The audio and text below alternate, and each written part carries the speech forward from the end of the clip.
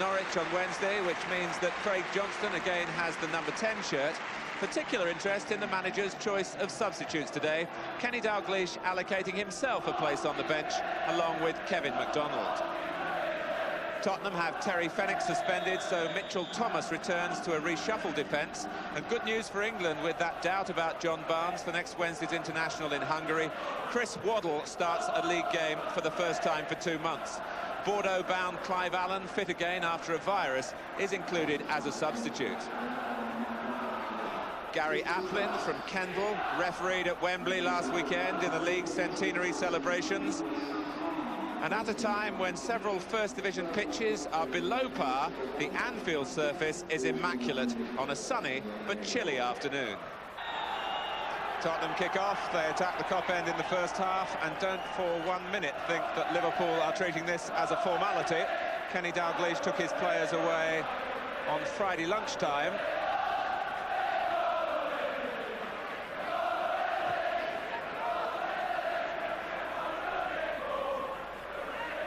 Here's Nigel Spackman. Spurs did win here last season, and in fact have won twice on the last 3 visits after going some 73 years without an Anfield success to their name. McMahon. Massive interest in the match on Merseyside. Arriving at the ground at 10:30 this morning, there are already queues forming, and long-term Anfield aficionados say that there haven't been scenes in terms of spectator interest like this since the 60s.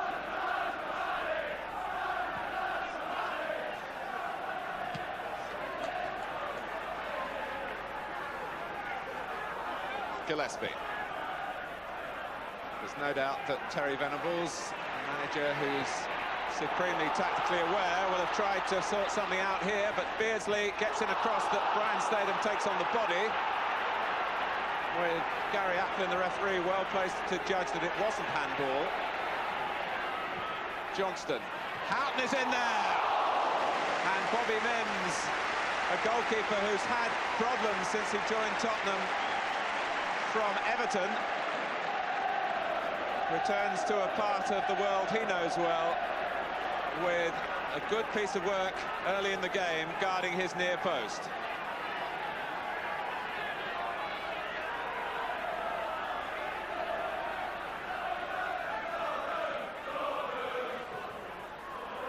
Gillespie is well forward. This is McMahon. Tottenham are trying to push out.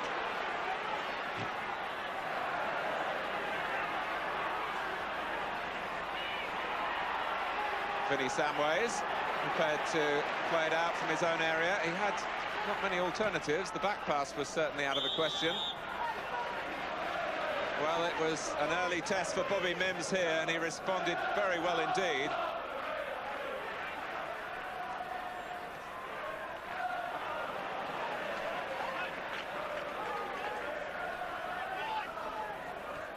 Well, there is certainly a change in Liverpool's thinking from the match at Norwich.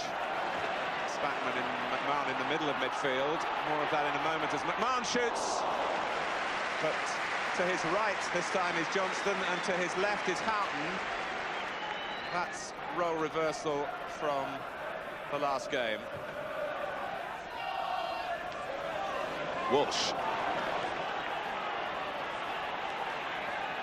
Oh, that's a delightful ball for Paul Allen, who should have done better.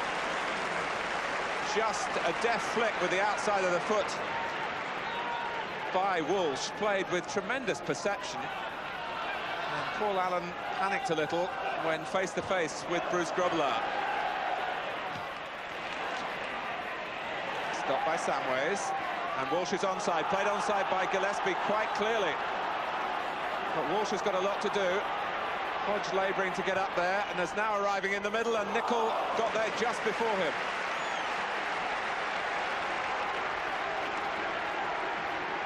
And Tottenham keeping Paul Walsh up as really the main striker, working across the full width of the pitch. 15 minutes played. And Liverpool's party, if it is to be so, hasn't begun yet. Fairclough peeling away from the near post. And that's where he arrived. Obviously pre-arranged. Aldridge. This is Gillespie. So free-flowing can Liverpool be.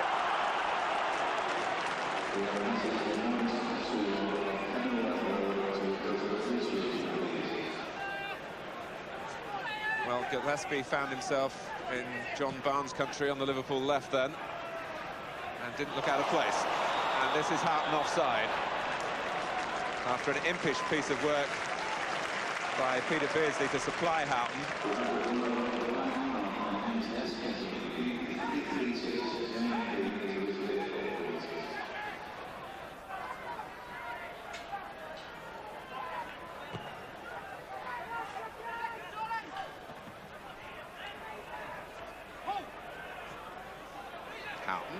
Out manoeuvring the ball from Walsh. Hodge. Hodge trying to stay onside. He was making a good run from left to right in the vanguard of Tottenham's build-up, but the ball didn't come. Beardsley, who checks deep, not a conventional front player by any means.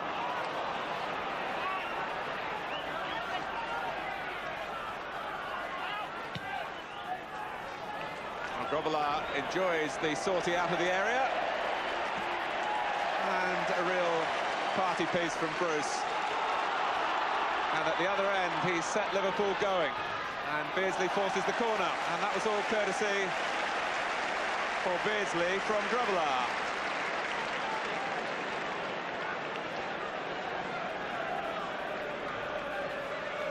Gillespie makes his way forward again.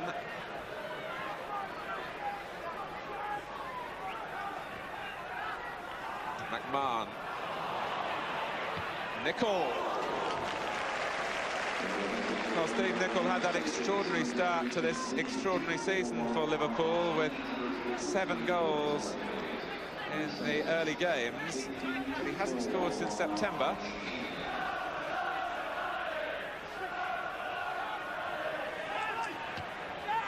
Method. Thomas.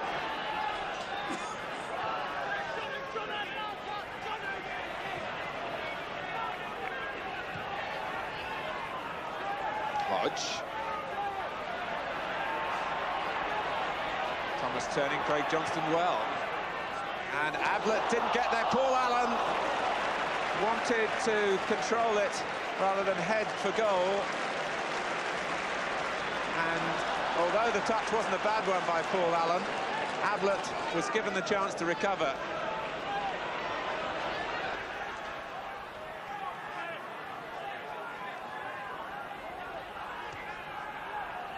Johnston. Time for Method, and he will pass the ball if you let him.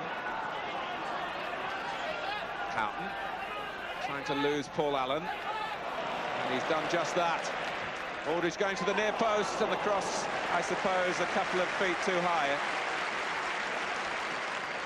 The partnership there that was tuned really, first of all, with Oxford United.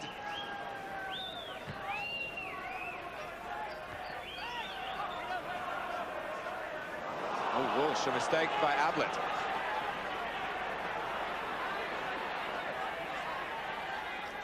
And Samways played by Walsh's clever trick. And Hansen saw a way through the maze. Stay them.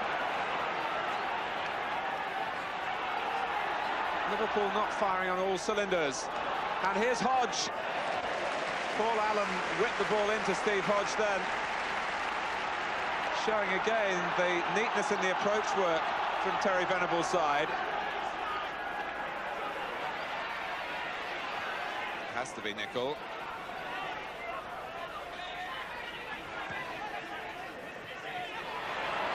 Beardsley and Aldridge going for the same ball.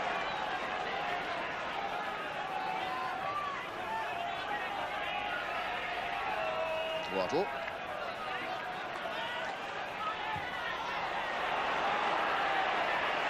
Samways and Walsh. And now Statham. There is a problem for Tottenham because Chris Waddle is down on his knees in some pain.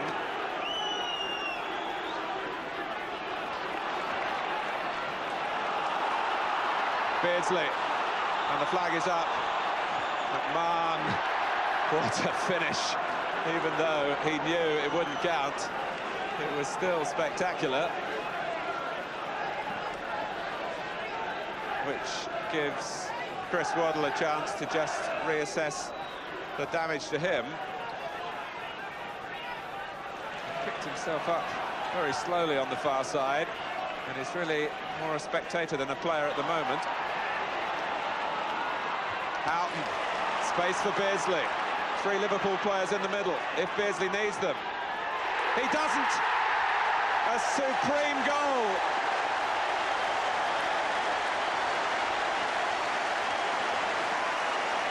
In keeping with the context of the occasion, if that is the goal which clinches the championship, it's just the way that Beardsley and Liverpool have played their football this season. He moved away to find the space in the first place, and when he checked in, the curling shot was past Mims, and Liverpool lead Tottenham by 1-0. A masterly goal from Peter Beardsley.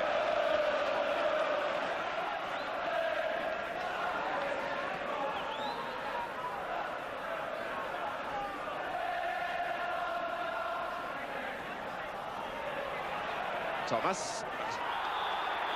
It's just as well for Liverpool that he did lose his balance then. Nudged by Craig Johnston. They were stretched at the back.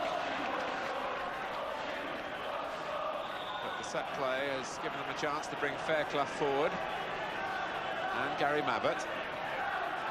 Waddle whips it in. Aldridge has to put it over a goal. When he's been attacking the Cop end, he's found with great regularity this season.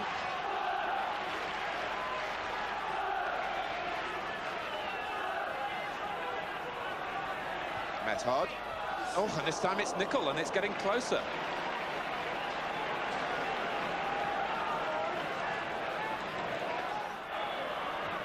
Stabbed in by Method, just too high for Fairclough. Beardsley turns into trouble. But unlike some forwards, he's not frightened of a tackle.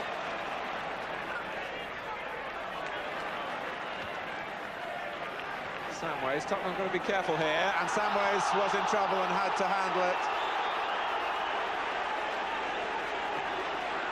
He lost his nerve a little, I think, Vinnie Samways then. He suddenly realised how exposed Tottenham would be if the ball got away. It very nearly did, and it needed an arm to stop the ball rolling free. Hansen. But Samways gets it back after his mistake, and Walsh, again the lone runner. But Waddle is making long strides into the middle. Oh, that's brilliant by Walsh, the sort of skills that attracted Liverpool to sign him from Luton. I remember seeing Paul Walsh play here for Luton. He was absolutely magnificent in the match, and Luton lost it 6-0. But Liverpool saw enough to buy Walsh. And he played a part here, notably in the double season 2 years ago.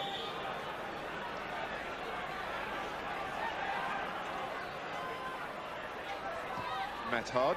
Walsh skimmed it, and it's gone wide from Hodge. You had to look a second time, because once Hodge made contact, it seemed it had to go in.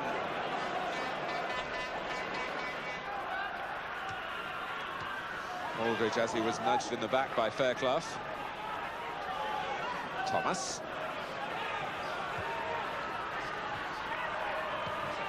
It's well-schooled football by Tottenham, but in an era when they find themselves 7 or 8 places below Wimbledon, and they're direct style.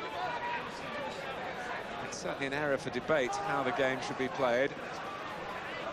But some of Tottenham's work in the first half has been very easy on the eye.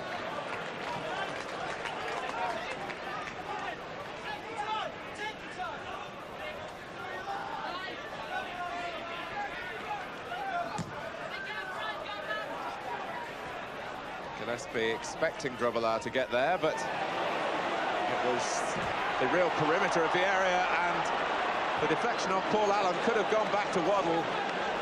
It was all a little leisurely for Liverpool. And coming close to half-time, it might mean one or two stinging ears for the players during the dressing room when they're in there in the break. Grobbelaar backed his own skills that time, got away with it. Not quite vintage Liverpool. Tottenham must take some credit for that.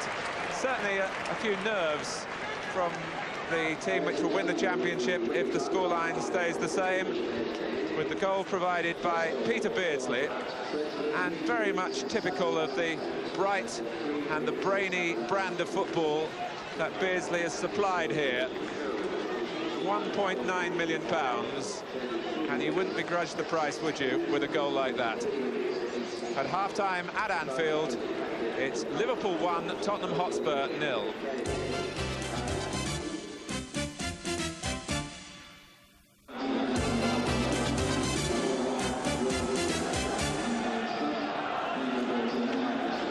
Welcome back to Anfield.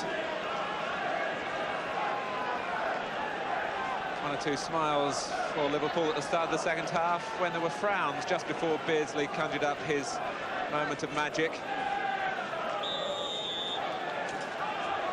Those of you who saw our coverage from the match at Norwich on Wednesday might remember that I told you how many more goals Liverpool have scored in the second half of their matches than in the first. Twice as many, in fact, so that's a little ominous for Tottenham, particularly with Liverpool attacking the Kop end.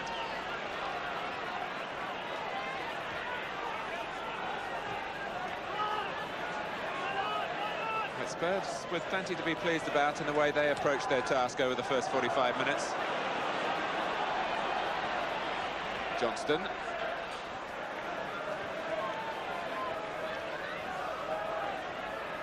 Waddle, again, lurking really behind Walsh in positions where he might have a run at defenders, but that was a very ambitious burst. 16,000 the Kop holds these days. And now before the kick-off, the gates were locked here. Ablett, well, that was very well executed. He saw Beardsley, took some finding. But it came to nothing for Liverpool. And here's Waddle probing away again. And another good effort, perhaps the best that Chris Waddle's managed in the game. He does favour that side of the field where he can work in and blaze away at goal on his left foot. Liverpool unsure as to what was to come, and what did follow stung the fingertips of Grobbelaar.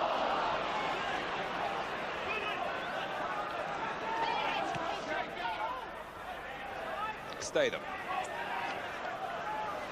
Might get a second bite at it. And Spackman felt the force of Stadham's challenge, but still played the pole away, and it might lead to a goal. Aldridge can't provide it, but had it gone in, Spackman would have been the hero of the move, really. And he's down a hurt because of his commitment to the cause then.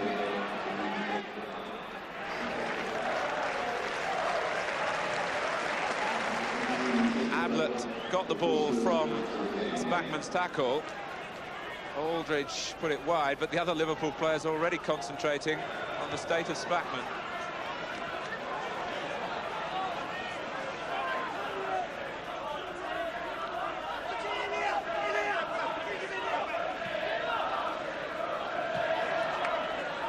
Less than 15 minutes left.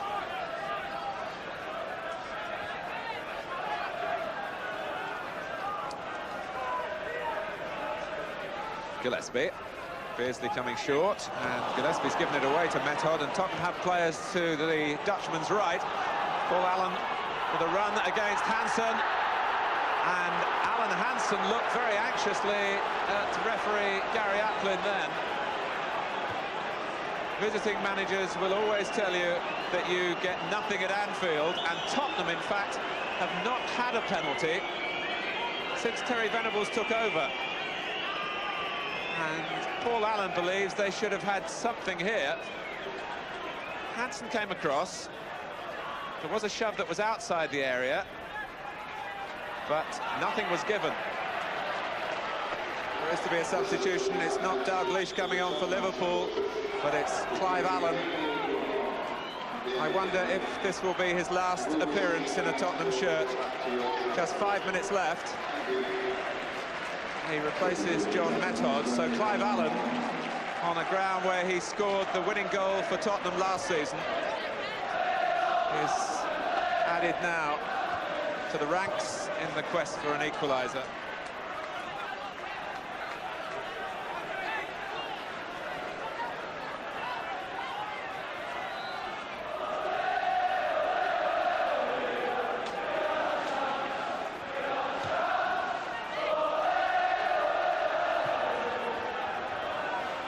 Beardsley.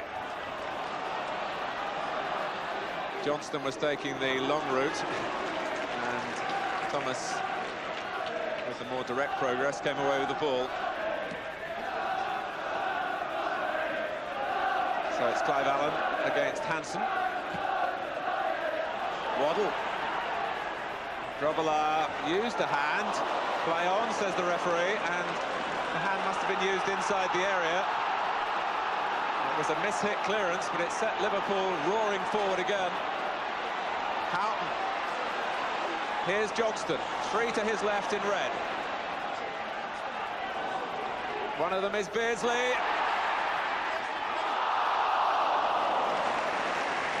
Not this time.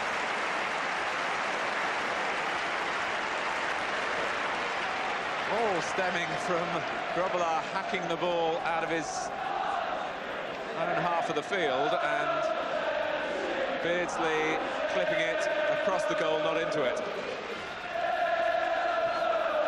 So the salutes are starting.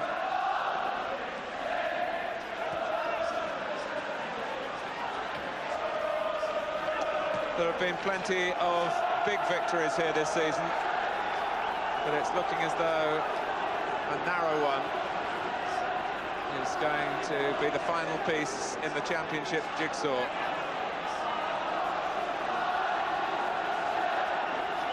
Waddle.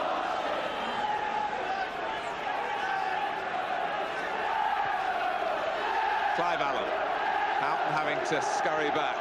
And Hansen, as though the title had already been decided. Well, to everybody but the Liverpool players, it had a long time ago. Johnston. And it's Steve McMahon.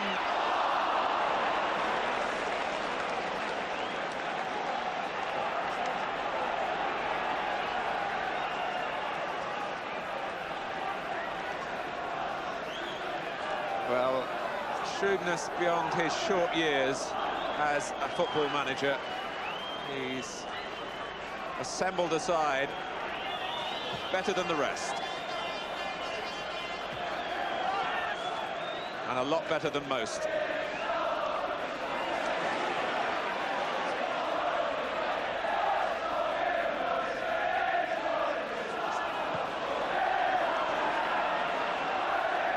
Liverpool quite happy to use up some time now. For a short spell of the season, Queen's Park Rangers had the effrontery to top the table. They were put in their place on this very ground.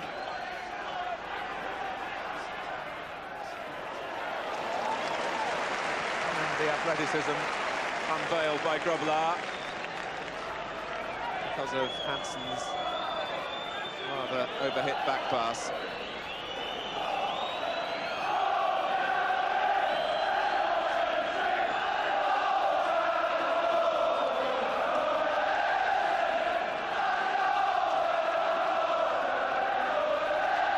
choir have the right song, a song that's been sung really for generations now at Anfield.